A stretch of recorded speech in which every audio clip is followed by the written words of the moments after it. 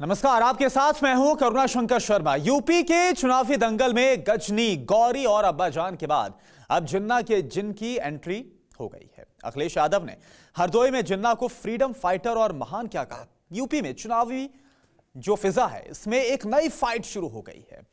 BJP ने अखिलेश की सोच पर सवाल खड़े किए।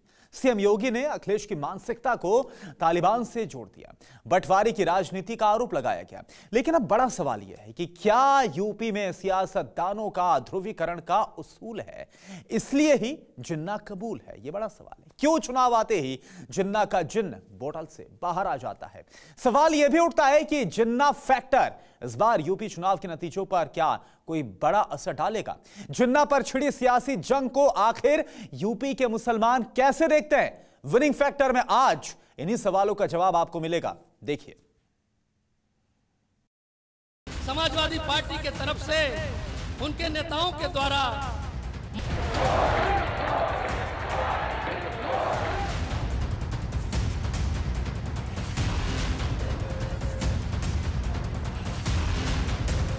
सरदार पटेल जी,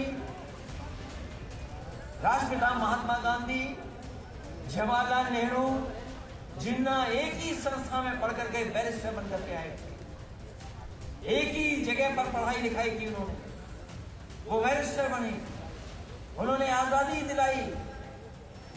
उन्हें किसी भी तरीके से किसी का भी संघर्ष करना पड़ा होगा तो वो पीछे नहीं हटे। ये तालिबानी मानसिकता जो हमेशा तोड़ने में विश्वास करता है। समाजवादी पार्टी के राष्ट्रीय अध्यक्ष को अपने कृत्य के लिए प्रदेश की जनता से माफी मांगनी चाहिए, देश की जनता से माफी मांगनी चाहिए कि भारत की अखंडता के शिल्पी सरदार वल्लभ भाई पटेल का यह अपमान देश कभी स्वीकार नहीं कर सकता।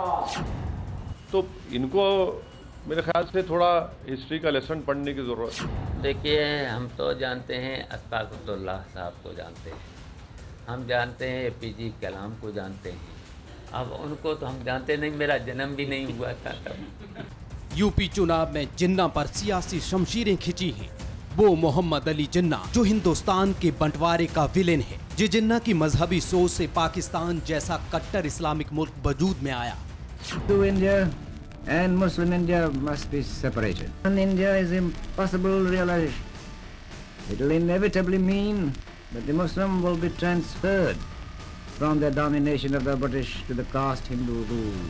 यूपी के सियासी दंगल में जिन्ना की एंट्री संयोग है या फिर सत्ता साधना का नया प्रयोग, वजह जो भी हो, लेकिन बोतल से बाहर निकले जिन्ना के जिन्न ने यूपी चुनाव में कई सवाल खड़े कर दिए हैं।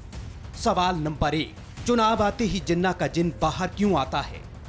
सवाल नंबर 2, यूपी में जिन्ना के बहाने क्या मुसलमानों को साधने की होड़ है? सवाल नंबर 3, जिन्ना फैक्टर यूपी चुनाव पर कितना हावी होगा? यूपी चुनाव में जिन्ना की एंट्री के बाद सियासत के इन्हीं सुलगते सवालों की गिरहार आज यूपी के मुसलमान खोलेंगे। यूपी में जिन्ना प्रयोग के बीच यूपी के 19% मुसलमानों की मनोदशा क्या है? जिन्ना क्या यूपी चुनाव में कोई फैक्टर बनेगा? मुसलमानों के मूड की इसी नब्ज को टटोलने विनिंग फैक्टर का कारवां जा पहुंचा अलीगढ़, वो अलीगढ़ जो मुस्लिम वोटर्स का मरकज है। वो चेहरे से ही मेरे दिल की हालत जान जाते हैं, जरूरत ही नहीं पड़ी कभी शिकवा शिकायत की। नमस्कार, मैं हूं श्रीनिवास। सवाल वही कि आखिर यहाँ के मुस्लिम मतदाताओं का क्या है सियासी मिजाज और क्या कहता है यहाँ का मुस्लिम मूड मीटर। 1952 में अलीगढ़ की कोल विधानसभा सीट वजूद में आई। 1962 से 2012 तक ये सीट रिजर्व रही। कोल विधानसभा सीट पर करीब 4 लाख मतदाता हैं, जिनमें हिंदू वोटर्स करीब 2,55,000 के करीब हैं, जबकि मुस्लिम मतदाता करीब 1,45,000 हैं।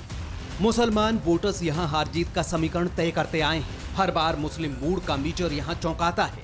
17 विधानसभा चुनाव कोल सीट पर हो चुके हैं, जिनमें 4 बार बीजेपी को जीत मिली, 4 बार ही कांग्रेस यहां जीती, 2 बार ये सीट बहुजन समाजवादी पार्टी के खाते में गई, एक बार रिपब्लिकन पार्टी ऑफ इंडिया, भारतीय जनसंघ, भारतीय क्रांति दल, जनता पार्टी और समाजवादी पार्टी के उम्मीदवार चुनाव जीते हैं।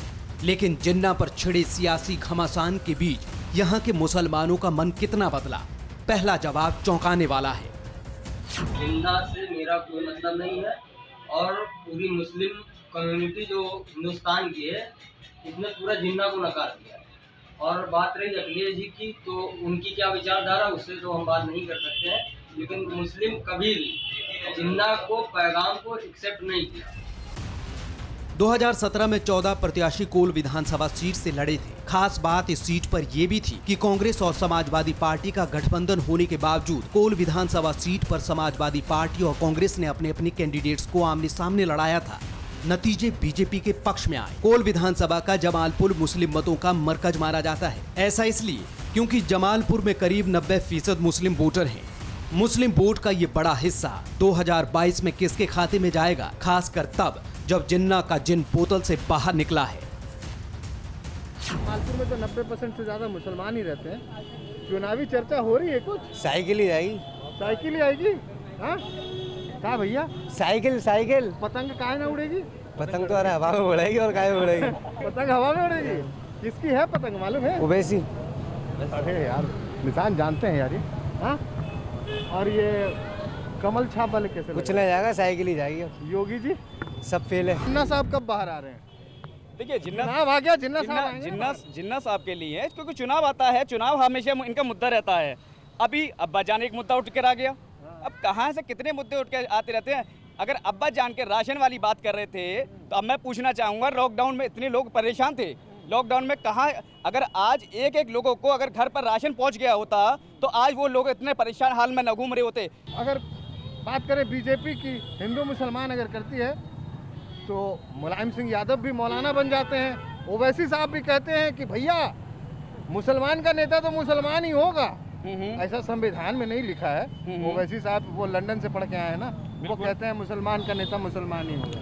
अब्बा जान जो अब कल ट्रेंड चलाया गया है, क्या चीज़ है, आखिर कहना क्या चाह रहे हैं अब्बा जान, किस बात पर कह रहे हैं? हम तो ये पूछना चाह रहे हैं, किसको कहना चाह रहे हैं? डरते क्यों हैं? खुलकर कहिए ना, आखिरकार किसको कह रहे हैं? तो ये तो अब्बा जान वाले के बारे में कह दिया, यही तो दूसरे भी कहते हैं ना, जो दूसरे वाले हैं। कौन कहते हैं? मैं समाजवादियों की ही बात कर लेता हूँ।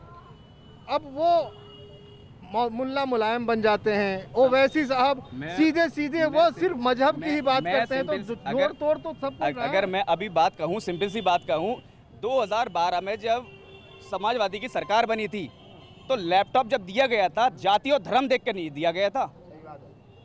एक हर वर्ग के लोगों को वहाँ लैपटॉप बांटा गया था। तो ये भी कह रहे हैं कि हम अनाज जात धर्म देख के नहीं दे रहे, हम आवास जात धर्म देख कर नहीं दे रहे हैं। तो जात धर्म देख के नहीं कह रहे तो कहीं मुद्दा कहाँ से उठ कर आ जाता है? तो आप ये मुद्दे क्या होंगे? किस मुद्दे पे आपके इलाके के लोग या आप वोट देंगे? यहाँ मुद्दे पर जो लोग वोट देंगे, जहाँ इन लोगों को रोजगार बढ़ना चाहिए। आज रोजगार इनका जीरो लेवल पर आ चुका है, रोजगार से परेशान है लोग। हम तो चाहते हैं, हम पूछना चाहते हैं, आज नई सरकार किसकी आनी चाहिए आपके हिसाब से? नई सरकार देखिए सबकी राय है, मैं तो क्या कहूँगा पूरी जनता की राय है कि साइकिल साइकिल को हर कोई पुकार रहा है, समाजवाद को हर कोई पुकार रहा है। जिन्ना के नाम पर, जिन्ना की कट्टर सोच पर बाराबंकी के मुसलमानों का खून खौलता है, लेकिन मुद्दा सियासी है। सत्ता सिद्धि के लिए जिन्ना को महान बताना कितना सही है और कितना गलत, इन सवालों की पड़ताल हमें लखनऊ ले गई। वो लखनऊ जिस पर कब्जे की जंग यूपी में छिड़ी है। लखनऊ में करीब 22% मुसलमान हैं। जिन्ना फैक्टर क्या यहाँ के मुस्लिम वोटरों का मिजाज बदलेगा? अब ये जानने की बारी थी। उनका जो मुस्लिम वोट बैंक है वो खिसकता हुआ नजर आ रहा है। लभी उनको जिन्ना का याद आ गए। मुस्लिम जो है MIM के आने से कुछ मुस्लिम उनके डाइवर्ट हुए हैं, लेकिन वो शायद ये भूल रहे हैं कि जिन्ना को जिन्होंने ठुकराया वो हिंदुस्तान के मुसलमान थे। हिंदुस्तान के मुसलमानों ने जिन्ना की सोच को ठुकराया है। लखनऊ में विधानसभा की 9 सीट है। यहाँ भी मुसलमान वोटर जिस पाले में जाते हैं, जीत उधर ही जाती है। नतीजों पर गौर करें तो 2017 में 9 में से 8 सीट बीजेपी ने जीती, 1 सीट समाजवादी पार्टी के खाते में गई। 2012 में 7 सीट समाजवादी पार्टी ने जीती, 1 सीट बीजेपी जबकि 1 सीट कांग्रेस के खाते में गई थी।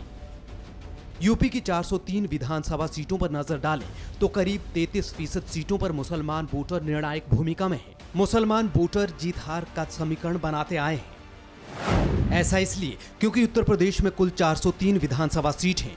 ऐसा इसलिए क्योंकि यूपी में करीब 19% मुसलमान हैं। इसमें से 130 से 135 सीटों पर मुसलमान वोटर निर्णायक भूमिका में हैं। इसमें से ज्यादातर सीटें पश्चिमी उत्तर प्रदेश, तराई वाले इलाके और पूर्वी उत्तर प्रदेश में हैं। ऐसे में क्या इस बार लखनऊ के मुसलमानों को जिन्ना वाली सियासत कबूल है? गांधी जी की विचारधारा को दूसरे देशों के असीम हस्तियों ने अपनाया और उन पर अमल भी किया। गांधी जी की अहिंसा की विचारधारा थी और अहिंसा की विचारधारा का सम्मान सभी करते हैं क्योंकि एक अच्छी विचारधारा थी। और मुझे उनके बारे में जिन्ना के बारे में ज़्यादा मालूमात नहीं है। 2012 में अखिलेश को मुख्यमंत्री बनाने में MY फैक्टर का अहम योगदान रहा। तब मुसलमानों ने समाजवादी पार्टी को बढ़ चढ़कर वोट दिया था। समाजवादी पार्टी ने भी खूब मुसलमानों को टिकट बांटा था। 2012 में सबसे ज्यादा मुस्लिम कैंडिडेट जीतकर विधानसभा पहुंचे थे। 2012 में सबसे ज्यादा 64 मुसलमान विधायक जीते। इनमें सबसे ज्यादा समाजवादी पार्टी के 41 मुस्लिम विधायक बने थे। बहुजन समाजवादी पार्टी के 15 मुसलमान कैंडिडेट जीते थे, जबकि कांग्रेस के 2 विधायक और 6 अन्य दलों से जीतकर विधानसभा पहुंचे थे। 2007 में मायावती को सत्ता के शीर्ष पर पहुंचाने में मुसलमानों ने बड़ा रोल अदा किया था। तब कुल 56 मुसलमान विधायक जीतकर विधानसभा पहुंचे थे, जिनमें सबसे ज्यादा BSP के 29 मुसलमान विधायक बने। समाजवादी पार्टी तब सत्ता से दूर रही थी, लेकिन तब भी उसके 21 विधायक जीते थे, जबकि अन्य दलों के 6 मुस्लिम विधायक जीते थे। पाकिस्तान हो या बांग्लादेश, आज मुसलमान अगर वहाँ मारे जा रहे हैं तो उनका वाहिद जिम्मेदार जिन्ना है। जिन्ना की जिद थी कि मैं टोबी के बराबर पाकिस्तान लूँगा और उसने देश का बंटवारा करा दिया। जिन्ना सिर्फ खुदगर्ज, मतलबपरस्त और मतलबी इंसान था, जिसकी जिद के कारण आज दोनों मुल्क के अंदर मुसलमान मारे जा रहे हैं। लखनऊ के बाद बिनिंग फैक्टर का कारवां मुरादाबाद पहुंचा। आखिर मुरादाबाद के मुसलमानों को जिन्ना फैक्टर कबूल है या नहीं, इसका भी जवाब मिला। ये भारतीय मुसलमान जो है जिन्ना के खिलाफ था और जिन्ना के खिलाफ रहा है और अब भी है। जब भी जिन्ना का नाम आता है हमारे खून उबल जाता है, क्योंकि हमारे देश का बंटवारा किया गया था। देश का बंटवारा किया गया था, देश के टुकड़े किए गए थे और कुछ अपने हमारे बिछड़ गए थे हमसे।